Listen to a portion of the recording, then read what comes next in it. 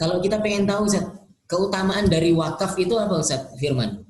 Seseorang kalau berwakaf, mewakafkan tanahnya, mewakafkan sumurnya misalnya, atau punya barang terus diwakafin, itu kira-kira keutamaannya diterangkan di dalam syariah ini bagaimana Ustaz?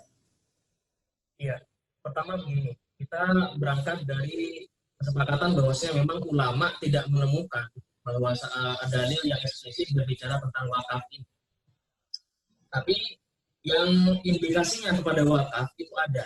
Dan nanti ini akan berdampak kepada pemahaman ulama tentang fadilah ataupun keutamaan yang ada pada wakaf itu sendiri. Gitu ya. Contohnya aja dalam sebuah hadis riwayat Muslim dikatakan bahwasanya ini kita tahu semuanya hadis. Bahwasanya semua amal manusia itu kalau sudah meninggal itu putus semuanya kecuali 3 perkara kan gitu kan. Oke. Itu apa diantaranya adalah sedekah jariyah. Di antaranya ada sedekah jariyah. Nah, kalau kita lihat Imam An-Nawawi dalam Syarh Nawawi yang Muslim itu mengatakan bahwasanya sedekah jariyah itu ya itu tidak bisa dimaknai dengan hal lain kecuali wakaf.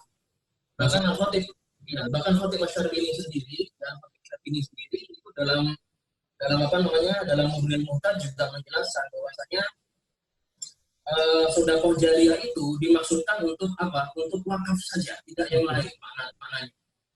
Nah, itu kemudian yang kemudian oleh para ulama dipahami sebagai fadilahnya nanti. Nantinya fadilahnya apa? Fadilahnya adalah ini semacam kita bikin deposito gitu di atas gitu ya kan. Semacam kita bikin deposito, naruh, sudah nggak tahu apa-apa, setelah naruh itu ya sudah berkembang terus gitu kan. Ngalir terus sampai kita mati pun dikubur pun jadi pembantu kita, pemberarti berkat kita. Itu satu fadilahnya. Masya Allah. Nah, kalau fadilah-fadilah yang lainnya tentu sama ya, karena sama halnya dengan sedekah untuk masalah pemberian hartanya hanya berbeda di beberapa hal, seperti ada pengurusnya, kemudian ada beberapa hal lain yang membedakan antara dia dengan sedekah. Tapi pada intinya kalau mau lihat fadilahnya ya sama seperti sedekah. Saya ingin bercerita aja ini ya. Ada sebuah kisahnya itu dari zamannya Imam Abdurrahman Ibnu Mahdi.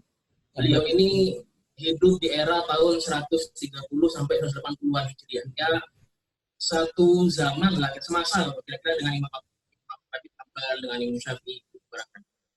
Nah, suatu hari itu ada orang yang datang ke rumah beliau itu dalam keadaan sakit yang sangat parah, dan diketahui terkenal kalau orang yang sakit ini adalah orang yang yang kaya tapi bakhil.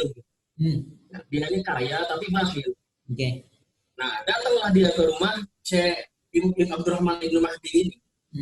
Kemudian bertanya, "Wahai Imam," katanya, "saya ini punya penyakit yang parah, ya kayak koreng begini." Dia bilang. Ditunjukkan ke dia sakitnya, lalu dia bilang, "Sudah berpuluh-puluh tahun saya ini munajat. Amal-amal soleh sudah saya kerjakan." Okay.